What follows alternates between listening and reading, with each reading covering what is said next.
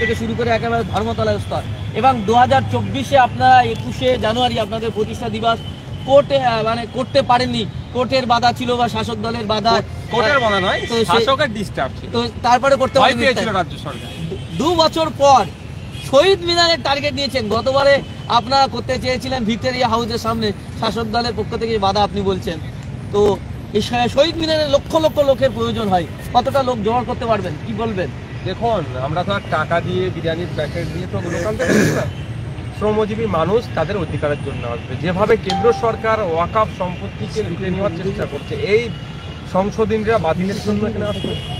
এই দেখুন, আজকে আর্জি করে তিলোত্তমার বিচারের মানে ফাইনাল হয়েছে, বিচার সোমবারে রায় ঘোষণা করবে। এখানেও কতটা কি আছে, তদন্তকারী সংস্থার ব্যর্থতা অপদক্ষতা আমরা সেটার জন্য এখানে আসবে মানুষ। নারী পুরুষ নির্বিশেষে দলিত আদিবাসী মুসলমানদের উপর যেভাবে দমনপীড়ন অত্যাচার হচ্ছে সারা রাজ্য জুড়ে সারা দেশ জুড়ে, সেটা বন্ধের জন্য অধিকার সমাবেশে আসবে। জাতিভিত্তিক জনগণনা থেকে শুরু করে নিত্য প্রয়োজনীয় জিনিসের দাম যেভাবে আকাশ ছোঁয়া হচ্ছে, সেগুলোর বিরুদ্ধে স্কুল মাদ্রাসাদের শিক্ষা প্রতিষ্ঠান ধ্বংস হয়ে যাচ্ছে, সেগুলো বাঁচানোর লক্ষ্যে এবং ওবিসিদের যে সার্টিফিকেট বাতিল হয়েছে, রাজ্য সরকারকে পুনর্বহালের দাবি নিয়ে এখানে আসা হবে। এবং আদিবাসীদের যে জল জমি জঙ্গলের স্বাভাবিক অধিকার, সেখানেও কেন্দ্র সরকার হস্তক্ষেপ করছে। এই ধরনের আরও একাধিক ইস্যু নিয়ে মানুষ উপস্থিত হবে। তো আশা করছি মানুষ এখানে কাতারে কাতারে মানুষ আসবে, রাজ্যের বিভিন্ন প্রান্ত থেকে মানুষ আসবে। আর যে কথা বলছেন 2023 সালে যে ভুলটা রাজ্য সরকার যে দল দ্বারা পরিচালিত তারা আর করবে না, তারা করলে যে খেসারা 2026-এ খেলা দিয়ে উঠতে পারবে না। আর এবছরেও আমি আপনাদের বলে রাখি, আপনারা ভাববেন হয়তো 2024-এ মামলা করেছিল, অবশেষে আমাদেরকে ইন্দোরে পেয়েছিলাম। তো এবছর আমাদের সাথে রাজ্য সরকার আইনি দিক থেকে লড়াই করার চেষ্টা করছে।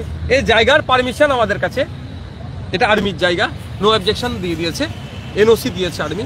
এবার আমাদের কাজের জন্য শুরু হয়েছে, এবারও আমাদেরকে ডিস্টার্ব করা হচ্ছে, আমরাও মামলা করে দিয়েছি। এই মাটি আমরা সব কাগজপত্র আমাদের রেডি আছে। 21শে জানুয়ারি বেলা 12টা থেকে অর্থাৎ মঙ্গলবারে আমরা সমাবেশ করছি, অধিকার সমাবেশ করছি। এবারে এবার সমাবেশে আপনাদের আমরা দেখেছিলাম 2023-এ আপনারা দেখেছিলাম যে 2023-এ যে পঞ্চায়েতের আগে আপনারা করতে পারেননি, 2022-এ যেটা করেছিলেন সেখানে আপনি প্রথম এমএলএ হবার পর 2022-এ আপনারা রানী রাসমণিকে করেছিলেন, সেখানে প্রচুর মানুষ এসেছিল, চৌরঙ্গি মোড় পর্যন্ত বিভিন্ন বাধা উপেক্ষা করে চৌরঙ্গি মোড় পর্যন্ত জমায়েত হয়েছিল। এই শহীদ মিনার মাঠে আপনি এত বড় একটা রিস্ক নিলেন, একটা অনেকে বলছে যে একটা ছোট পার্টি শহীদ মিনারের মাঠ ভাড়াতে পারবে। দেখুন, আমি বলি বিরিয়ানির প্যাকেট টাকা দিয়ে কিন্তু আনিনি,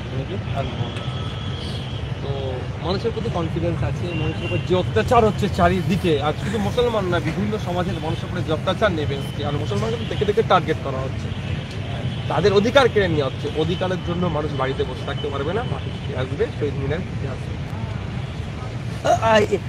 আপনি তো ভাঙড়ের বিধায়ক, শুধু ভাঙড় থেকে লোক আসবে নাকি বিভিন্ন জেলা থেকে বিভিন্ন জায়গা থেকে? আপনার রাজ্যের বিভিন্ন জেলা থেকে, রাজ্যের বিভিন্ন প্রান্ত থেকে লোক 12টার মধ্যে দেখবেন মাঠে এসে ভর্তি হয়ে যাবে। কি ব্যবস্থা থাকছে আপনার? আমরা কখনো দেখি ডিম ভাত বামেরা করে, তৃণমূল বিরিয়ানি, বিজেপি আরো কিছু, আপনারা কি ব্যবস্থা করছেন? ভালোবাসা নেবো আর ভালোবাসা নেবো, এটাতেই পেট ভরে যাবে আমার ভালোবাসার মানুষদের। হ্যাঁ, যবে যারা আসছে নিজের দায়িত্ব নিয়ে তারা নিজের মতো খাবার নিয়ে আসবে বা প্যাকেট করে নিয়ে আসবে বা এখানে খেয়ে নেবে। আমাদের পক্ষ থেকে কোনোভাবে প্রোভাইড করা হচ্ছে না। প্রোভাইড করতে গেলে ভাই টাকা লাগবে, সে টাকাই আমাদের না। আপনাকে নাকি বিজেপি কোটি কোটি টাকা দেয়, আপনি বলছেন টাকা দেয়? অন ক্যামেরা আগেও বলেছি, এখনও বলছি, একটু টাকার ব্যবস্থা করুন। আমি 10% দেবো, 90% যে ব্যবস্থা করবো তাকে দিয়ে দেবো। আচ্ছা, অধিকার সমাবেশ বলছেন, অধিকার কিসের অধিকার চাইছেন? আমার অধিকার, আমার ধর্মচারণের অধিকার আছে, ওয়াকফ করার অধিকার আমার আছে, সেটা কেড়ে নিচ্ছে তো কেন্দ্র সরকার। ওয়াকফ অ্যামেন্ডমেন্টের বলা হচ্ছে 5 বছর প্র্যাকটিসিং ইসলাম হতে হবে, তাহলে আপনি ওয়াকফ করতে পারবেন। মানে আপনি প্র্যাকটিসিং আর নন প্র্যাকটিসিং ইসলামের মধ্যে আছেন, এটা কে ডিসাইড করবে বলুন না? কে? ডিস্ট্রিক্ট কালেক্টর করবে? আপনি 4.5 বছর নামাজ পড়েছেন, 5 বছর নামাজ পড়ছেন লাগাতার, এক ধর্মীয় কাজ এ থেকে একটাও কিছু বাইরে কাজ করছেন না, কিন্তু আপনার মাথায় হয়তো কপালে দাগ হয়নি।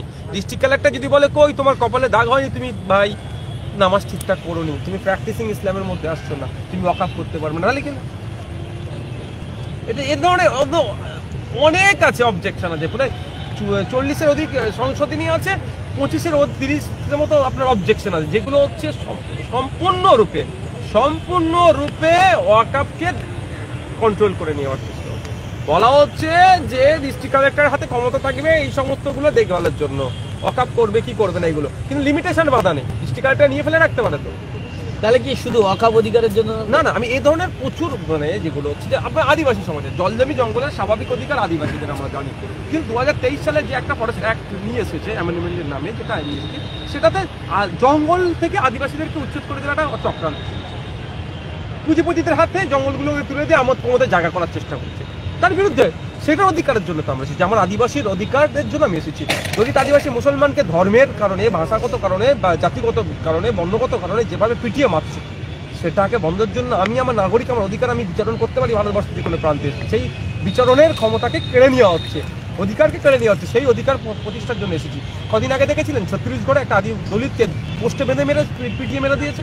উত্তরপ্রদেশে আমরা কি দেখলাম, সাম্বালে তো মুসলমানকে গুলি করে মারলো রাগযোগী পুলিশ এর নামে, সার্ভের নাম কেন্দ্র করে।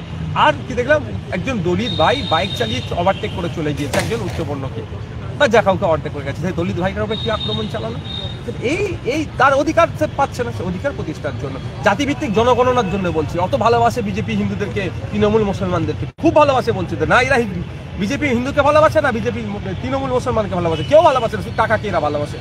চাকরি কটা দিয়েছো, জাতিভিত্তিক জনগণনা হলেই তো ধরা পড়বে। 2014-15 লাস্ট রাজ্য সরকার স্টাফ সেন্সাস করেছে, স্টাফ সেন্সাস করলে তো ধরা পড়বে। আর সাবির আহমেদ দা, যিনি আরটিআই অ্যাক্টিভিস্ট, তাকে কেন ডেটা দিতে চাইছে না? যখনে ওই হসপিটালে কতজন স্টাফ আছে, কোন ক্যাটাগরির স্টাফ আছে, তাদের সামাজিক পরিচয় কি, তাদের ধর্মীয় পরিচয় কি, এটা রাইট আছে জানা। এটা জানলে তো দুধকে দুধ পানিকে পানি হয়ে যাবে। তুমি মুসলমানদের হয়ে মাসিয়া আসছো আর মুসলমানদেরকে চাকরি দিচ্ছ না, তুমি হিন্দুকে বাঁচাতে এসছো আর হিন্দুকে চাকরি না দিয়ে টাকা দিয়ে চাকরি বিক্রি করছো, ধরা পড়ে যাবে তো। জাতিভিত্তিক জনগণনা যেটা করছে না, তো জাতিভিত্তিক জনগণনার জন্য আমরা এখানে ডাকছি। আমাদের বক্তব্য, যার যত সংখ্যা বাড়ি তার তত ভাগিদারি বাবা সাহেব আম্বেদকর, ওই বক্তব্যকে আমরা, আমার বক্তব্য নয়, বাবা সাহেব আম্বেদকরের ওই বাণীটাকে আমরা এগিয়ে নিয়ে যেতে চাইছি। পশ্চিমবাংলায় নয়, ভারতবর্ষে পিছিয়ে বর্গের হিন্দুর সংখ্যা একটা হেভি অংশ।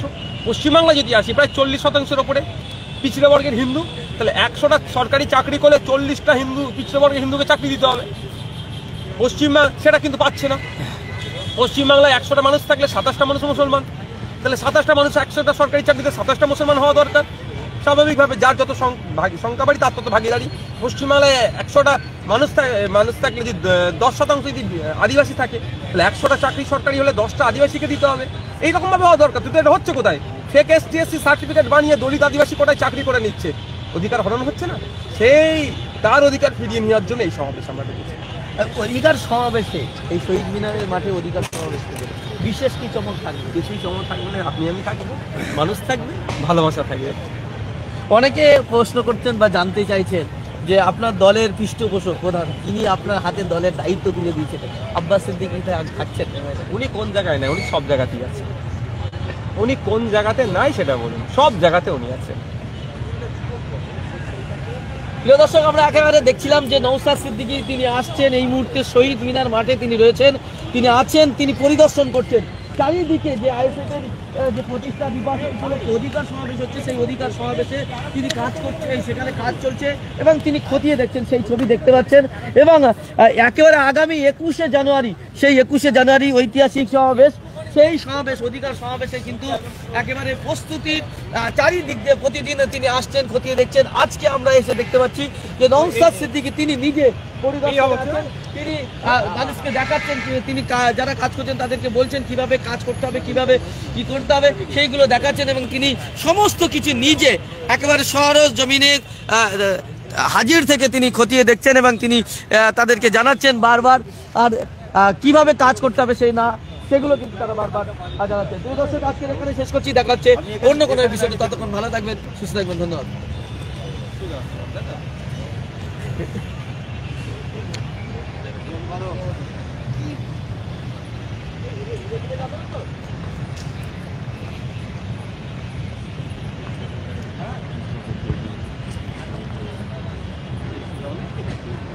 একটু ক্যারাচ হচ্ছে তো? হ্যাঁ, ক্যারাচ অবশ্যই।